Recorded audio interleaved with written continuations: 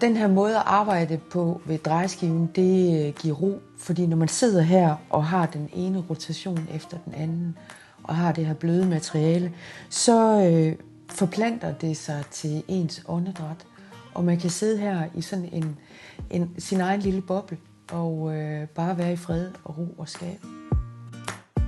Det vi skal snakke om i dag, det er sådan et personligt, intensivt drejekursus. Man får mulighed for at sidde her helt alene, i fred og ro, sammen med mig i 2 timer, hvor man lærer alt det grundlæggende, hvor man får lært at centrere sin ler, hvor man får lært at køre den op, og man får lært at lave nogle af de ting, som man gerne vil. Efterfølgende så har man så 3 timer her i værkstedet, hvor man har mulighed for bare at sidde her og lade det forplante sig og gentage alt det, som man har lært på det her lille kursus.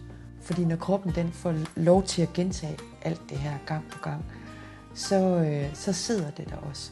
Så er det blevet til en færdighed og til et håndværk.